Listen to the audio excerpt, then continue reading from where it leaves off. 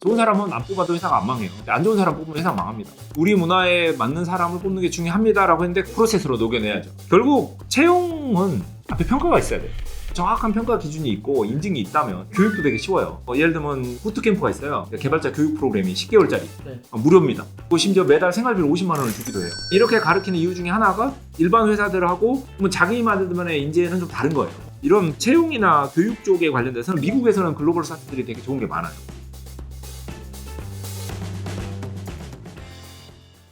네, 애드민까지 이제 달아봤는데 굉장히 큰 분야가 제가 생각을 해봐도 채용, 그다음에 교육 이쪽은 큰 카테고리 내에서 진짜 클 것 같아요. 그 회사가 성장하는 거는 네. 회사의 직원들이 성장을 해야 돼요. 그러면 직원들이 성장을 한다는 거는 둘 중에 하나죠. 네. 좋은 사람을 더 뽑든가 네. 아니면 직원들을 교육시키든가. 그래서 교육과 채용이 없이는 회사가 성장할 수 없어요. 특히나 지금 이런 사스를 도입하는 회사들은 대부분 스타트업들이잖아요. 네. 큰 데들은 자기네 툴도 있고 어쩌고저쩌고 할 테니까. 그리고 스타트업들이 더더욱 빠르게 성장하고. 근데 도리어 스타트업일수록 작기 때문에 네. 채용과 교육에 투자를 많이 못해요. 못하죠. 또 사스를 쓰는 것도 그렇게 쉽진 않아요. 왜냐하면 잘 쓰기 위해서 되게 노력이 많이 필요하거든요. 네. 그러면 뭐 직원들 월급 주는 거는 그냥 하면 돼요. 네. 갖다 쓰면 됩니다. 네. 근데 채용과 교육은 약간 우리 회사가 원하는 인재상도 있을 거고 우리 회사의 기술도 있을 거기 때문에 그냥 갖다 쓰는 것만 갖고 안 되고 되게 깊게 들어가야 됩니다. 그래서 되게 중요한 주제고 요거는 회사 하시는 분들이 어떻게 우리 회사를 잘 돌릴 수 있을까라는 개념에서도 좀 깊게 보시면 좋을 것 같아서 좀 많은 이야기를 좀 나눠보도록 하겠습니다. 회사를 하나하나씩 좀 살펴보면 네. 좀 보면서 이제 이 이야기를 해갈 텐데 채용 쪽에 보면 이제 그린하우스라는 유명한 솔루션이 있죠. 그린하우스가 채용 같은 거 네. 그냥 하면 되지 않냐? 그냥 뭐 웹사이트에다가 그냥 이렇게 이름 올리고 누구 담당자님 저희 이제 사람 뽑을 거니까요. 뭐 저기 잡플래닛이랑 뭐 네. 어디 인크루트랑 해갖고 몇 군데 좀 올려주세요. 네. 나중에 이제 들어오면은 이력서 저희한테 보내주시고요. 네. 그렇게 되는 거예요. 그러니까 예를 들면 어디 뭐 잡플래닛이나 이런 데 올라간 거 말고 회사의 공홈에 오피셜하게 좀 나와야 되고 그것도 관리가 돼야죠. 정확하게 포맷이 있을 거고. 그리고 이력서를 받았을 때도 담당자가 좀 빠릿빠릿하면 잘하다가 그 담당자 휴가 가면 또 뭐 대충 이럴 수는 없는 거잖아요. 이력서가 들어오면 뭐 며칠 내에 이렇게 리뷰를 해야 되고 네. 그리고 리뷰는 꼭 예를 들면 2명 해야 되고 둘 다 오케이 하면 다음으로 넘어가고 면접 볼 때도 전화 면접은 뭐 3명이 봐야 되고 그것도 일주일 이내 해야 되고 뭐 예를 들면 일정 잡고 뭐 피드백 받고 이런 모든 게 프로세스로 착착착 돌아가야 되는 거예요. 그래야 표준화돼야 결과가 표준화가 되는 거죠. 그 넷플릭스 같은데 사이트 들어가면은 자신들이 원하는 인재상 이런 게 그 페이지가 있고 그다음에 우리가 구하는 직군들이 이렇게 딱딱딱딱 있고 그 직군에 필요한 스킬 뭐 이런 것들이 설명이 잘 돼 있더라고요. 네. 그런 것부터 이제 관리가 돼야 좋은 인재가 들어온다는 말이죠. 그렇죠, 그렇죠. 이게 결국 그 뭐 필요할 때마다 사람 하나하나 뽑으면 안 되는 거고, 약간 전체적으로 우리는 이쪽으로 갈 거니까 이런 사람 뽑을 거고, 뭐 이런 그림을 좀 그려야 될 거죠. 그런 점에서 볼 때 채용도 DB화 시켜가지고 정리를 해야 되는 거고, 그런 점에서 이제 그린하우스 같은 경우에도 채용 관리, 그러니까 채용 프로세스 관리가 어떻게 보면 메인인 거고, 이걸 하다 보니까 잡 디스크립션 데이터베이스가 되는 거잖아요. 그럼 잡 디스크립션 데이터베이스가 사실상 쭉 생겨서 웹사이트에 쭉 올라오는 거고, 이거를 또 이제 밖에다 광고도 때려야 되잖아요. 링크드인이라든지 뭐 잡플랜에서. 그러면 그런데 광고도 때릴 수 있는 거고. 그리고 그린하우스 같은 경우에는 거기까지 안 하는데 회사 채용된 사람이 회사 내에서 어떻게 일을 하고 있고 그 사람이 어떤 평가를 받고 있고 조직을 회사 내에서 어느 팀을 바꿨고 그랬을 때 평가는 어땠다라는 이런 총괄적인 게 되면 훨씬 더 좋잖아요. 채용할 때 그 이런 잡 디스크립션 같은 거 페이지를 만들어 준다든가 아니면 인터뷰 과정도 관리해 준다든가. 물론 이제 그린하우스 같은 건 전문 툴이라 정말 이게 잘 돼 있어서요. 저는 당연히 처음으로 말씀해 주시는 채용 관련 뭔가 툴은 사스는 당연히 이렇게 플랫폼인 줄 알았거든요. 링크드인이나 이런 것처럼 아니면은 뭐 자플래닛 같은 데처럼 사람을 구하는 플랫폼인 줄 알았는데 이거는 그 플랫폼은 아니고 사람을 뽑는 데 있어서 관리를 해주는 소프트웨어인 거죠. 채용 프로세스를 관리해 주는 거죠. 이게 그 프로세스라는 거는 일하는 방식을 정해 놓은 거잖아요. 그러면은 중간은 가는 거예요. 프로세스의 목적은 항상 그 일관된 결과를 내게 하는 게 목적이에요. 그래서 특히나 채용은 좋은 사람을 뽑는 게 목표가 아니라 사실 안 좋은 사람을 안 뽑는 게 목표예요. 좋은 사람은 안 뽑아도 회사가 안 망해요. 근데 안 좋은 사람 뽑으면 회사가 망합니다. 그래서 안 좋은 사람 꼭 걸러내야 되기 때문에 이렇게 표준화된 프로세스, 딱 이력서 진짜 2명이 리뷰했다, 전화 인터뷰 3명 했다, 그 결과 다 정리됐다, 이게 통합해서 인터뷰하는데 이 중에 한 명이라도 반대했으면 그 결과를 들어본다, 이 반대한 사람이 있으면 무조건 안 뽑는다, 뭐 이렇게 딱 해놓으면 훨씬 더 안전하게 걸을 수가 있죠.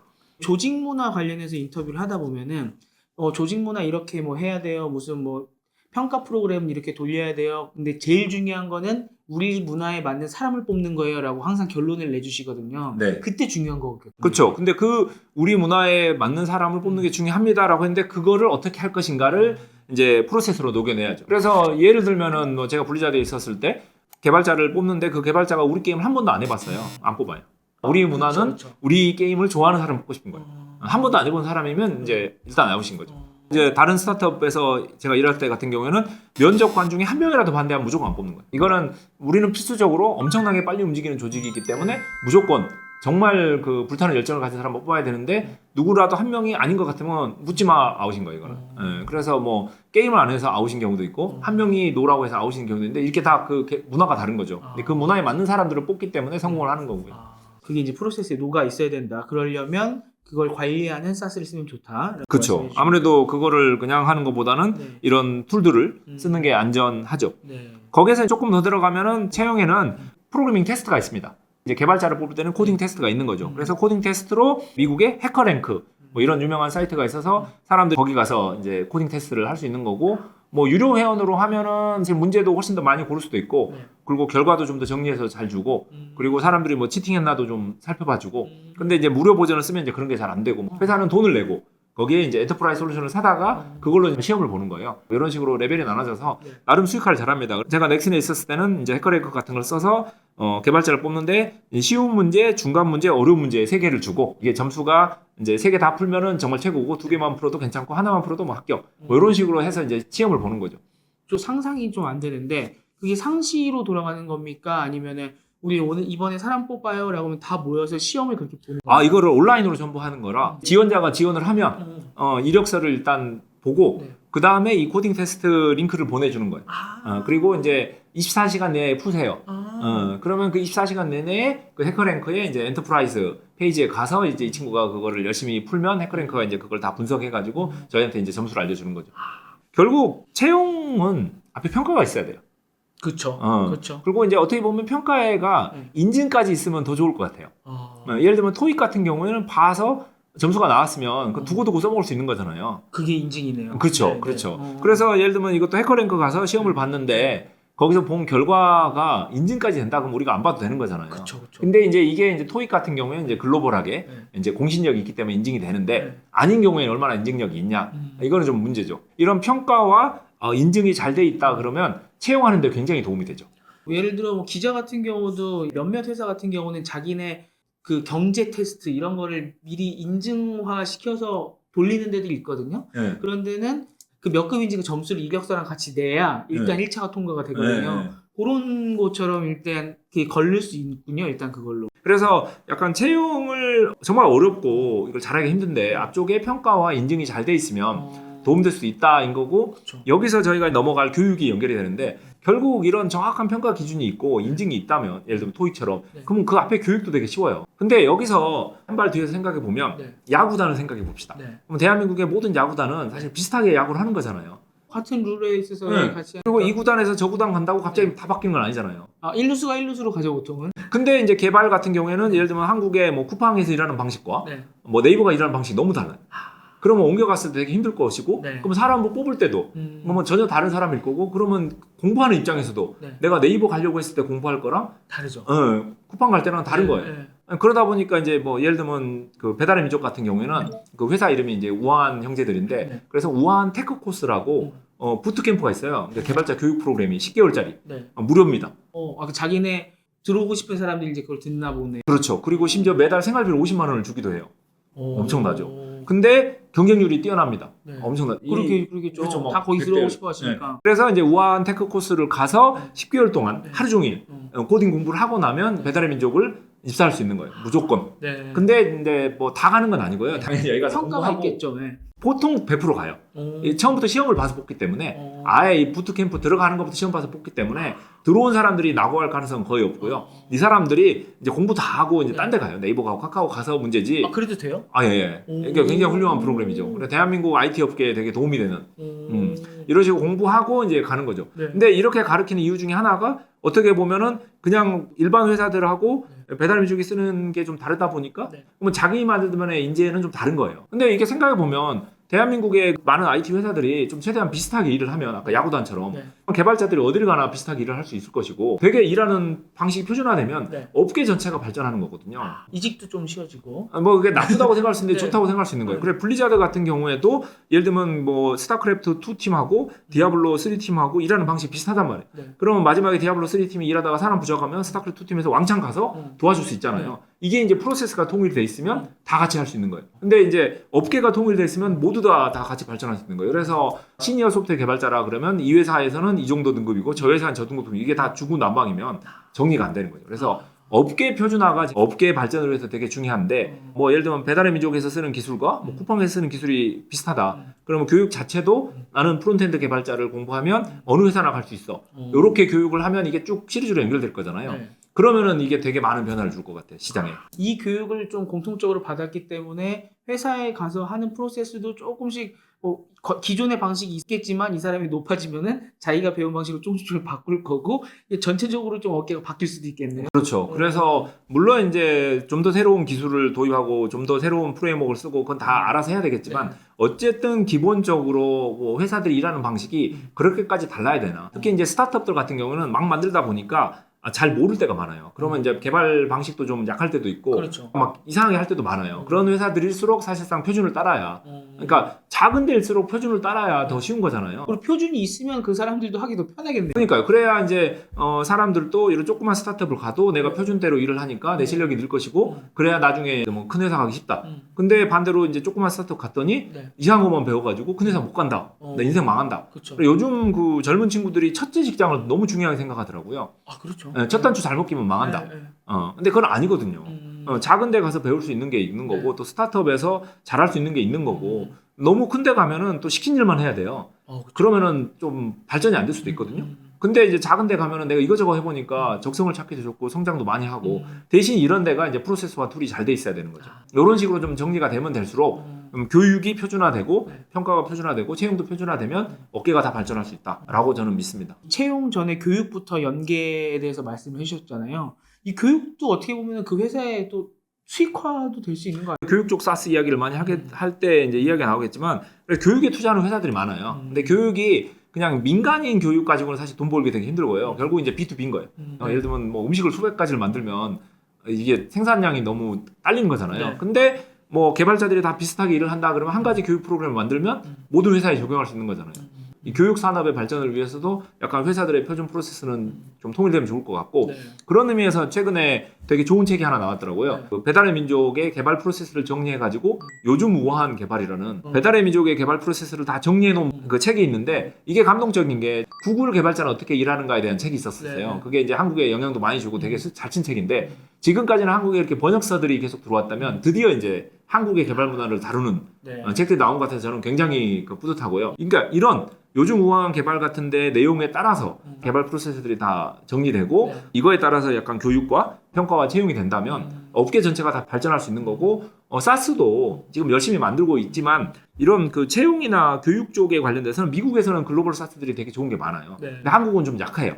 그 이유 중에 하나는 업계가 표준이 좀 약해서 그런 것 같아요. 애드민이라든가 뭐 HR이라든가 프로덕티비티 같은 경우는 한국에서 하고 있는 게 많거든요. 그래서 사실도 많이 나오고 네. 근데 이런 채용과 교육 쪽에서도 더 많은 회사들이 나왔으면 좋겠고 이게 그 회사들만의 노력이 아니라 이런 좋은 책도 나오고 개발 문화도 바꾸고 해야 이런 솔루션이 더 많이 나올 수 있을 것 같아요. 책으로 만들어서 낸다는 용기 자체가 보통은 기업들이 저 회사는 되게 체계적으로 잘 돌아갈 것 같다고 밖에서는 보이지만 실제 안에는 모든 회사들이 다 삐걱삐걱 돌아가지 않습니까? 네네. 그거를 책으로 정리하고 뭐 아니면 문서로 정리해서 공개하려고 하면은 절반은 거짓말이거나 아니면 솔직하려고 하면 너무 창피하거나 그래서 그렇죠. 공개를 못 하는데 네. 이거를 읽어보면서 처음 진입하시는 분들도 요 정도로 하면 되겠구나. 우리 여기에서 조금 더 개선하면 되겠구나. 좀 그 기반을 쌓아줄 수 있으니까. 그렇죠. 굉장히 좋긴 그 했네요. 부끄러움을 무릅쓰고 책을 낸 거고 이런 걸 통해서 사실 발전이 된 거고 미국도 뭐 구글이나 뭐 마이크로소프트나 그런 책들이 되게 많아요. 네. 근데 그런 게 나와서 업계를 다 발전시키는 거죠. 네. 그래서 이런 책의 내용을 바탕으로 한 사스들이 더 나올 거고 그거를 이제 프로세스화 시킬 거고 툴화 시킬 거고 그리고 뭐 그 요즘 우아한 개발 보고 따라하고 싶지만 사실 힘들 수도 있잖아요. 근데 그런 걸 도와주는 이제 툴들이나 프로세스나 뭐 컨설턴트나 이런 사람들이 이제 계속 나와서 다 같이 이제 발전할 수 있게 되겠죠. 부트캠프도 생각해보니까 야 50만 원 주고 왜 저걸 100명을 하지라고 처음에는 생각을 했는데 다시 생각해보니까 이게 어느 회사든 처음에 들어오면 적응 기간이 있고 네. 그 온보딩 과정 자체를 빠르게 시키는 게 사실은 비용을 줄이는 거고 그렇죠. 이게 처음에 들어와서 한 1, 2년 동안에는 가르치면서 돈 주는 거잖아요. 그 사람한테. 그러니까 제 입장에서는 배우면서 돈 받으면서 다니는 거잖아요. 네. 근데 50만 원 주진 않잖아요. 그렇죠. 저기 정직원이 되면은 그럼요. 몇백만 원씩 주고서 가르쳐 주는 건데 네. 그거 50만 원에 가르치고 데리고 오는 거면 엄청 저렴한 거네요. 그럼요. 그래서 사실 배달의 민족의 제가 볼 땐 성공의 원인 중에 네. 하나가 울승한 개발자들이고 그 개발자들은 사실 이 우아한 테크 코스가 큰 영향을 줬다고 볼 수 있죠. 네. 근데 이게 또 역사가 다 있는 게 네. 사실 이제 우아한 테크 코스를 만드신 분이 네. NHN 넥스트 출신이세요. 그래서 네이버가 옛날에 이제 소프트웨어 개발 교육에 좀 네. 관심을 가지고 네. 뭐 그런 프로젝트를 하고 거기서 이제 좋은 교육자들이 모여서 교육에 관심을 두다가 또 그게 이제 가서 우아한 테크 코스 되고 뭔가 이렇게 큰 뜻을 가지고 뭔가를 시작하잖아요. 네. 그러면 좀 실패한 것 같아도 그게 남더라고요. 결국은 돌고 돌아서 이 업계를 도와요. 네. 그래서 뭐 저희가 뭐 열심히 일을 하고 열심히 돈을 벌고 있지만 뭐 그래도 이렇게 뭐 좋은 목적을 가지고 이렇게 계속 방송도 하고 뭐 네. 사람도 만나고 책도 쓰고 하다 보면 이게 돌고 돌아서 결국은 다 업계가 발전하더라고요. 네. 그래서 참 의외의 곳에서 의외의 발현이 벌어지더라고요. 제가 사실 요 채용 쪽 카테고리를 기대했던 거는 이제 사람 어떻게 뽑느냐. 거기 있어갖고 예전에 미국에서 굉장히 유명했던 회사가 몬스터닷컴이라고 있지 않았습니까? 그렇죠. 근데 거기는 요새 잘 모르겠고 요새 이제 사람 뽑는 거 하면은 또 제일 잘 나간 데가 링크드인이잖아요. 요 바뀐 건가요, 둘이 이렇게 이제는? 몬스터닷컴이 생겼을 때는 사람들이 이제 그때만 해도 구직이 되게 힘들었어요. 그러니까 디지털 플랫폼이 없었죠. 구직은 그 당시만 해도 진짜 레주메 프린팅 해가지고 우편으로 보내고 이러던 시절이었는데 몬스터닷컴이라는 사이트가 생기고 사람들이 거기에다가 이제 이력서 올리고 다른 사람들이 찾고 그래서 굉장히 성공을 했는데 어쨌든 성공을 하다 보니까 이제 대표도 바뀌고 뭐 경영진도 바뀌고 뭐 계속 그렇게 변화가 됐고 근데 제일 처음에 상업자가 네. 우리가 원하는 거는 사람들한테 좋은 직업을 찾아주는 거 플러스 사람들이 좋은 삶을 살 수 있게 해주는 거 오, 거창하네요. 거창하죠. 근데 좋은 직업은 좋은 삶에 꼭 필요해요.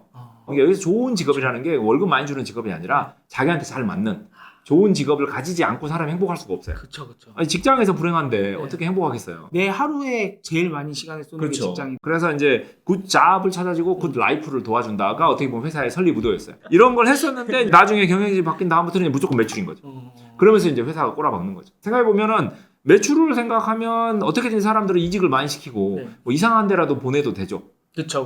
근데 이 사람들이 진짜 그 직업에 대한 만족도나 그 행복, 삶에 대한 만족도는 신경 안 쓰고 회사 매출만 생각하면 이상한 사람은 이상한 데로 계속 돌릴 수가 있는 거예요.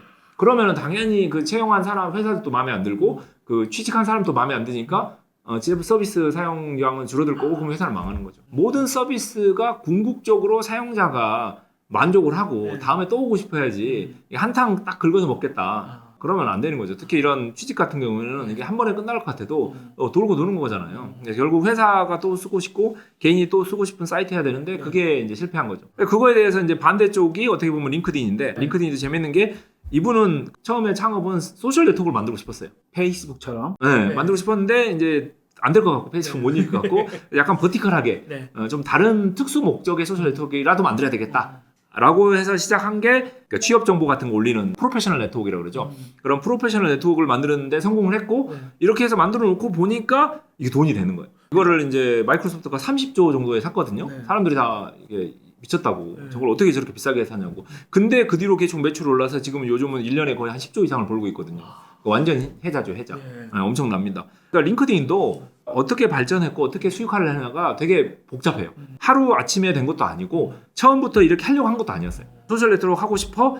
그러면서 프로페셔널 네트워크를 한번 가볼까? 이렇게 사람들이 이제 자기 뭐 이력서 같은 거랑 이렇게 올리고 좀 업무 이야기 좀 하게 하면서 연결해볼까? 이렇게 다 해놓고 보니까 뭐야 여기 사람들이 많이 모여 있으니까 기업이 채용하기가 되게 좋네. 그래서 이제 채용 관리 플랫폼으로 이제 엔터프라이즈로 굉장히 비싸게 팔 수 있고 그러면서 이제 개인들도 유료 회원 하면은 이제 회사들이 나 검색하는 것도 잘 볼 수 있고 더 많이 노출해줄게. 뭐 이런 식으로 하면 이제 개인 회원도 유료 회원을 하고 또 이렇게 사람들이 많이 모여 있다 보니까 그냥 일반적인 기업 광고, 뭐 책상 바꾸세요라든가 컴퓨터 사세요라든가 회사에 필요한 광고, 뭐 채용 광고뿐만 아니라 그런 광고들을 할 수 있고 그 와중에 결국 사람들이 많이 와야 되잖아요. 그래서 보니까 링크드인이 직접 컨텐츠도 많이 만들어요. 그러니까 굉장히 유명한 사람들 불러서 좋은 칼럼들, 뭐 이렇게 성장하는 법, 뭐 개발 잘하는 법, 데이터의 미래 이런 되게 좋은 아티클들을 자기네들이 생산을 해서 링크드인에다 계속 올리는 거예요. 그래서 그냥 단순한 프로페셔널 네트워크가 아니라 좋은 컨텐츠가 있는 그런 네트워크로 변신시켜서 사람들의 체류 시간을 높게 하고 거기서 광고나 뭐 채용 같은 걸 계속 키우려고 하는. 근데 전반적으로 되게 잘하고 있고 네. 이쪽에서는 링크드인이 그냥 1등이 된. 다만 이제 문제점은 스팸들이 좀 많이 온다든가 아니면 이제 페이스처럼 링크드인도 들어가면 중간에 이제 광고가 좀 많이 나온다든가 네. 그런 문제가 있지만 물론 이제 페이스북은 요즘 너무 심각하잖아요. 네. 근데 그런 거에 비하면 링크드인은 좀 아직 괜찮긴 해요. 그리고 큰 경쟁자도 없는 상황이고 채용 사스냐라고 물어보면 저는 이제 채용 사스다. 왜냐하면 주는 솔루션들이 많으니까 네. 채용 프로세스를 관리해 주는 것도 있고 코딩 테스트 하는 것도 있고 채용 쪽에서도 굉장히 다양한 펑션들이 있고 이거를 각각 잘해주는 회사들이 이렇게 많은 거죠.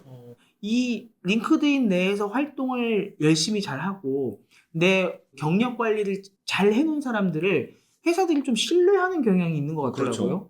그 사람들한테 잘 접근을 해서 이 사람 데리고 오려고 하는 느낌이 사니까 사람들이 링크드인 내 경력 관리를 더 열심히 하기 시작하고 거기에서 뭔가 컨텐츠를 내가 채워넣기도 하고 그리고 아까 말씀해 주신 것처럼 링크드인이 직접 전문가를 데리고 와서 생산해내는 컨텐츠까지 덧붙여지니까 이게 어느 순간이 되니까 페이스북보다 훨씬 더 미디어 역할을 잘하고 있는데 이런 생각도 들고 또 하나는 이 링크드인을 통해서 뭔가 교육을 받는 그런 것까지도 계속적으로 지금 올라가고 있는 것 같아요. 뭐 링크드인이 확장할 수 있는 건 되게 많을 것 같아요. 이걸 기반으로 해서 정말 마이크로소프트가 가진 역량들을 합치면 정말 많은 분야로 할 수 있을 것 같고 특히 이제 그 개발자 같은 경우에는 기트허브 가서 뭐 이렇게 소스 코드 같은 거 하고 뭐 네. 노션에다 문서 쓴 거를 이력서 넣는다고 했잖아요.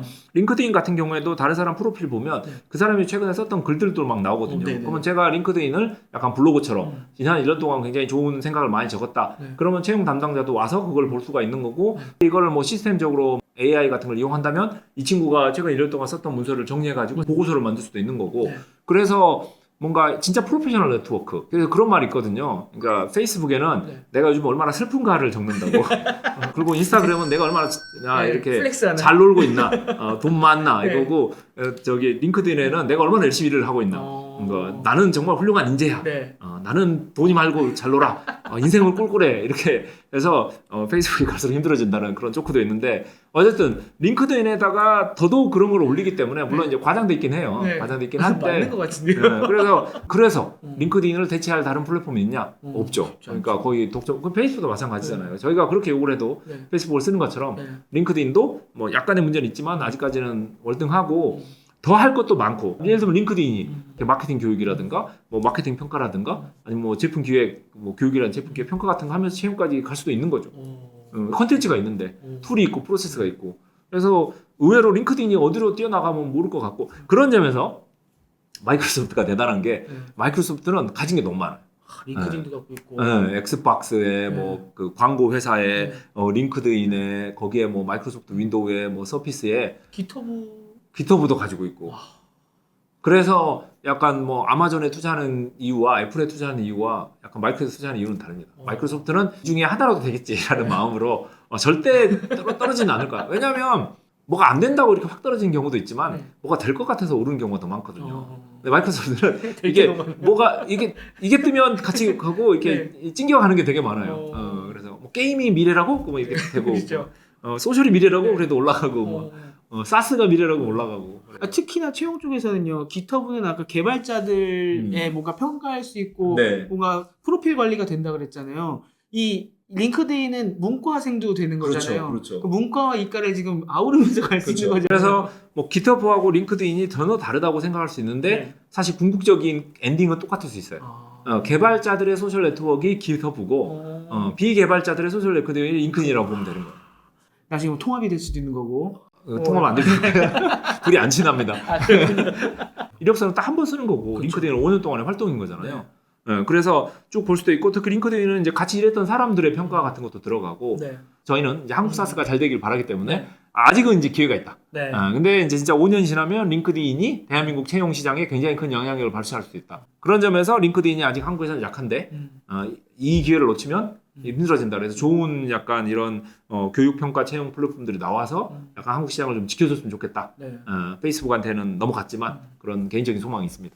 링크드인 비슷하게는 이제 우리나라에서 리멤버도 열심히 하고 계시고. 네. 리멤버도 말 나온 김에 굉장히 잘하고 있는 게 이 링크드인처럼 시작점은 달랐는데 발전하고 있는 게 정말 사람들이 좋아하고 돈 내는 걸로 잘 가는 거예요. 그래서 아주 잘하고 있는 기대되는 회사 중에 하나고 네.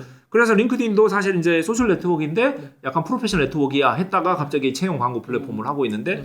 리멤버 같은 경우에도 명함 관리야. 네. 근데 사람들이 명함만 넣은 걸로 어떻게 돈을 벌겠어요? 네. 굉장히 힘들잖아요. 네. 근데 나중에는 이 명함 바탕으로 우리가 이제 광고를 중간에서 해줄게. 그러면은 사장님들 대상으로 광고할 수도 있고 총무팀 대상으로 광고를 할 수도 있고 굉장히 가치가 있는 거잖아요. 네. 근데 거기서 좀 더 가가지고 이 사람들이 받은 명함이 그 개인의 거냐 회사 거잖아요. 그렇죠. 영업하면서 받았으니까. 그래서 우리 회사에 직원이 10명이 있는데 10명이 나가서 받아온 명함들은 사실 공통 DB로 관리가 돼야 되는 거잖아요. 그래서 뭔가 회사에서 리멤버 엔터프라이즈 플랜을 가입하면 네. 그 명함들이 다 관리가 되는 거예요. 그래서 자연스럽게 B2B로 네. 아까 그 광고 솔루션도 B2B고 사실 이 명함 관리를 통합으로 그래서 이런 거를 이제 공유 주소록이라고 부르기도 하는데 이런 공유 주소록도 되게 중요한 툴인 거고 여기서 좀 더 들어가면 이제 CRM이 될 수도 있겠죠. 그래서 리멤버가 할 게 많아요. 그래서 맨 처음에는 명함 모은 걸로 뭐 하겠냐? 네. 굉장히 매출도 잘 나오고 네. 또 내부도 튼튼하고 서비스도 좋아지고 여기서 약간 이제 소셜 네트워크까지 되는 그래서 정말 좋은 포인트 지적해 주셨는데 링크드인을 견제할 수 있는 한국의 회사는 제가 볼 때 리멤버라고 보고 있고 리멤버가 가능성이 굉장히 많이 남아 있습니다. 근데 이거를 좀 더 회사들한테 어떻게 이런 채용 관련돼서 더 접근할지는 좀 생각해 볼 필요는 있을 것 같아요. 할 게 많이 남아 있으니까. 명함은 전 계속적으로 그냥 휴대폰에 저장하거든요. 이게 안 바뀌더라고요, 습관이.